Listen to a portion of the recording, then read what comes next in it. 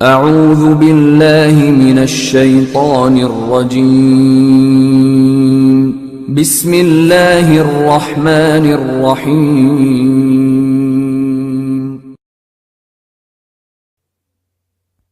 السلام علیکم ورحمۃ اللہ وبرکاتہ۔ ہمارے چینل دعوت قرآن و حدیث کو لائک کریں اور بیل کا بٹن دبانا مت بھولیں۔ جزاکم اللہ۔ یہ ایک دوست نے مسئلہ پوچھا ہے، پہلے بھی پوچھا تھا۔ میں چاہتا ہوں کہ آج اس وقفے میں اختصار کے ساتھ یہی مسئلہ بیان کر دیا جائے۔ وہ یہ ہے کہ اس دوست نے پوچھا ہے کہ محمد بن عبد الوہاب کون تھا اور اہل حدیث کو محمد بن عبد الوہاب کی طرف کیوں منسوب کیا جاتا ہے۔ یہ بہت سے لوگ یہ بات پوچھتے ہیں اور میں سمجھتا ہوں کہ اس بات کو اچھی طرح سمجھ لینا چاہیے۔ محمد ابن عبد الوہاب آج سے 100-150 برس پہلے سعودی عرب کے علاقہ نجد میں پیدا ہوئے۔ انہوں نے اپنے گرد و پیش میں جب شرک کا، بدعات کا اور قبر پرستی کا دورہ دیکھا تو اللہ کی کتاب اور حضرت محمد الرسول اللہ صلی اللہ علیہ وسلم کی سنت کے مطابق اسے غلط پا کر اس کے خلاف عملی طور پر وعظ و نصیحت کا کام شروع کیا۔ لیکن جس طرح کے جاہل معاشروں کی عادت ہوتی ہے، بجائے اس بات کے کہ وہ محمد ابن عبد الوہاب کی دعوت کو، جو قرآن و سنت پر مبنی تھی اور جس میں قرآن و سنت کے حوالوں سے اس بات کی روک کی گئی تھی کہ اللہ کے سوا کسی کی پرستش جائز اور نہ ہی رب کے سوا کسی کے سامنے ہاتھ پھیلانا، اس سے مدد مانگنا، اس سے سوال کرنا جائز ہے، بجائے اس بات کے کہ لوگ ان کی بات کو مانتے، لوگوں نے ان کی سخت مخالفت اختیار کی۔ لیکن اللہ کی قدرت ایسی ہوئی کہ جس بستی میں وہ رہتے تھے، ریاض کے قریب ہی بستی تھی، آج کل ریاض اس بستی تک پہنچ گیا ہے، شہر کھلا ہو گیا۔ تو اس بستی کے قریب ہی ایک قبیلے کا حکمران تھا جس کا نام سعود تھا۔ اس کو اللہ نے ہدایت عطا کی اور اس نے جناب شیخ کی دعوت کو قبول کر لیا۔ چنانچہ شیخ نے اس کے ساتھ مل کر دعوت و تبلیغ کا کام شروع کیا اور اسے کہا کہ کوئی بھی دعوت اس وقت تک کامیاب نہیں ہوتی جب تک کہ اسے قوت اور طاقت حاصل نہ ہو۔ اللہ کا شکر ہے کہ تجھ کو اللہ نے ہدایت عطا کی ہے اور تو توحید سے آشنا ہو گیا ہے۔ اگر تو میری مدد و معاونت کرے تو وہ لوگ جو میری دعوت اور تبلیغ میں رکاوٹ ڈالتے ہیں، میں ان تک بھی اپنا آوازہ پہنچاؤں، اور اسی طرح جس طرح کہ حضرت محمد الرسول اللہ صلی اللہ علیہ وسلم نے سادہ اور صاف توحید کی کائنات کو دعوت دی تھی، اسی تک میں سارے قبیلوں اور سارے ملک عرب میں اس دعوت کو عام کروں۔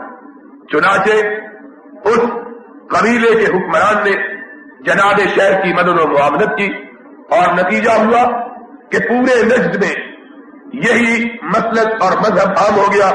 لوگ شرک، بدعات اور قبر پرستی سے باز آ گئے اور اللہ کی توحید سے انہوں نے تعلق پیدا کر لیا۔ اس کے بعد پھر اس قبیلے کو شکست ہوئی اور بڑی مدتوں کے بعد لڑائی ہوئی۔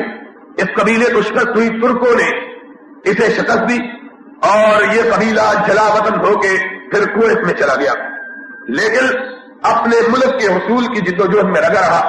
آخر آج سے کوئی تقریباً 55 سال پہلے، 70 سال پہلے موجودہ بادشاہ کے والد عبدالعزیز نے دوبارہ نئے سرے سے نجد و حجاز کو فتح کیا، ترکوں کو وہاں سے نکال مار بھگایا اور اسی دعوت پر مبنی نظام کو پورے سعودی عرب میں نافذ کر دیا۔ یہ مختصر سی کیفیت ہے محمد ابن عبد الوہاب، ان کی دعوت اور ان کی کامیابی کی۔ جہاں تک اہل حدیث کا تعلق ہے کہ انہیں محمد ابن عبد الوہاب کی طرف کیوں منسوب کرتے ہیں، ہم سمجھتے ہیں کہ ہمیں کوئی بھی محمد ابن عبد الوہاب کی طرف منسوب نہیں کرتا۔ جہاں تک یہ بات ہے کہ انہیں وہابی کہا جاتا ہے، شاید یہ محمد ابن عبد الوہاب کی طرف نسبت ہو۔ جہاں تک محمد ابن عبد الوہاب کا تعلق ہے، ان کا نام محمد تھا اور وہ عبد الوہاب کے بیٹے تھے، نہ ان کا نام وہاب تھا نہ ان کے باپ کا نام وہاب تھا. وہاب تو اللہ کا نام ہے. اور انگریز نے اس ملک میں اہل حدیث کی تاریخ کو بدنام کرنے کے لیے ان کے خلاف جھوٹا پراپیگنڈا کیا اور یہ کہا گیا کہ یہ وہابی ہے. ایک قسم کا گالی کے طور پر یہ نام استعمال کیا گیا. بعد میں دوسرے مسلک کے لوگوں نے جب یہ دیکھا کہ یہ دعوت کتاب و سنت پر مبنی اور سادہ اور عام فہم ہے اور پھیلتی جا رہی ہے, تو انہوں نے اس کو محمد ابن عبد الوہاب کی طرف منسوخ کیا. حالانکہ صاف اور ظاہر بات یہ ہے کہ اہل حدیث اگر امام ابو حنیفہ رحمت اللہ علیہ, امام مالک رحمت اللہ علیہ, امام احمد ابن حنبل رحمت اللہ علیہ اور امام شافعی رحمت اللہ علیہ میں سے کسی کی تقلید نہیں کرتے تو محمد ابن عبد الوہاب کی تقلید کیسے ہو سکتی ہے؟ یہ الگ بات ہے کہ جہاں بھی کتاب و سنت کی بات ہوگی وہ اہل حدیث کی بات ہے. اس لحاظ سے محمد ابن عبد الوہاب کی دعوت میں اور اہل حدیث کی دعوت میں قدر مشترک ہے کہ دونوں دعوتیں کتاب و سنت پر مبنی ہے اور دونوں دعوتوں کا مدار یہ ہے کہ اللہ کے ساتھ کسی کو شریک ٹھہرانا جائز ہے اور نہ ہی غیر اللہ سے کسی قسم کی مدد و معاونت مانگنا جائز. یہ ہے اصل میں خلاصہ. باقی ہمارا یہ ایمان ہے اور تاریخ اس بات کو بتلاتی ہے کہ یہ محمد ابن عبد الوہاب تو 150-200 سال پہلے ہوئے. اہل حدیث کا مقصد کب سے چلا آ رہا ہے؟ جب سے اس کائنات میں محمد الرسول اللہ صلی اللہ علیہ وسلم نے اپنی دعوت کا آغاز کیا. توجہ کے ساتھ میری بات کو سنو. یہ بات صرف خالی خولی دعوے پر مبنی نہیں ہے, اس لیے کہ ہر آدمی یہی کہتا ہے کہ میرا پیغام, میری دعوت, میرا مطلب وہی ہے جو نبی پاک کا تھا. لیکن اب یہ سوال ایک دوست نے پوچھ لیا ہے تو یہ مسئلہ اچھی طرح آج سمجھ کے جانا. جتنے دنیا کے مسلک ہیں ان میں سے کوئی بھی یہ دعویٰ نہیں کر سکتا کہ اس کا مطلب بالکل وہی ہے جو محمد الرسول اللہ صلی اللہ علیہ وسلم نے عطا کیا تھا. اس لیے کہ لوگوں نے نبی پاک کے درمیان اور اپنے درمیان کئی دیواریں کھڑی کر دی ہیں. آج کائنات میں اگر کوئی مسلک والا پورے اعتماد, یقین, وضوح کے ساتھ یہ دعویٰ کر سکتا ہے کہ اس کا مسلک بالکل وہی ہے جو انہوں نے کائنات میں صدیق اکبر فاروق اعظم کو عطا کیا تھا, اپنے صحابہ کو عطا کیا تھا, تو وہ صرف اہل حدیث کا مسلک ہے.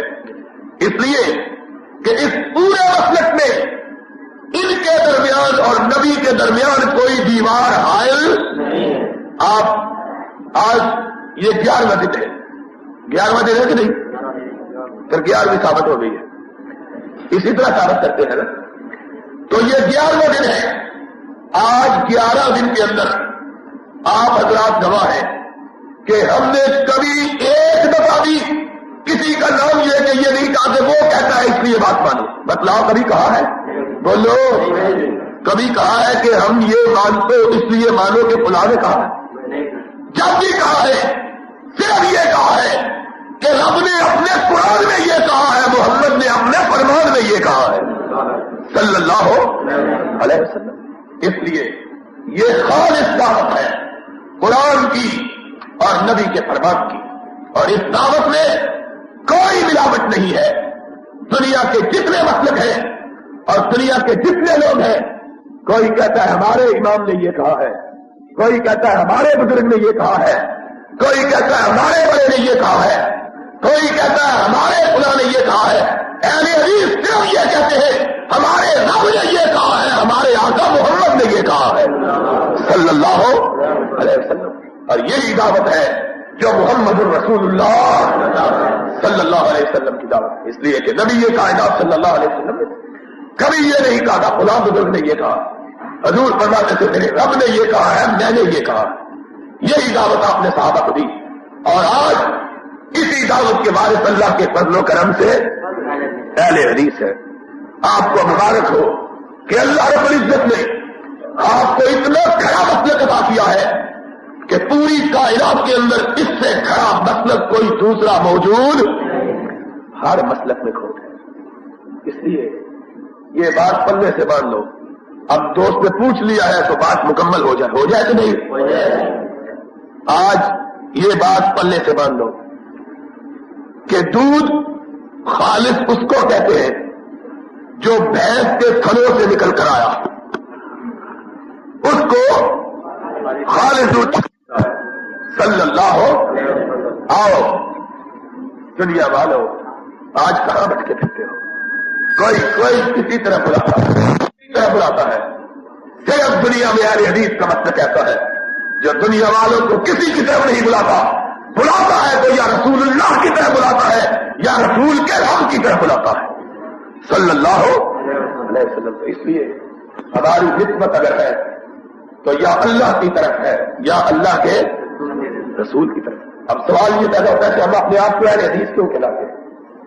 اہل حدیث کہلانے کا معنی یہ ہے کہ ہم دنیا والوں کو بتلاتے ہیں کہ جب تم نے اپنے آپ کو بستیوں کی طرف اور جب تم نے اپنے آپ کو بندوں کی طرف, یاد رکھنا بات نہیں سمجھ آئی, جب تم نے بولو ایک بندہ اللہ کا نیک بندہ امتی مالکی امام مالک کی طرف, حنبلی امام احمد بن حنبل کی طرف, حنفی امام بندوں کی طرف اپنے آپ کو منسوب کیا کہ نہیں, اور پھر یا بستیوں کی طرف. کوئی بریلوی کیا ہے ہندوستان کی, اور کوئی ہمارے دوست ہیں اچھے ہیں دیوبندی کیا ہے ہندوستان کی ایک ہے بستی.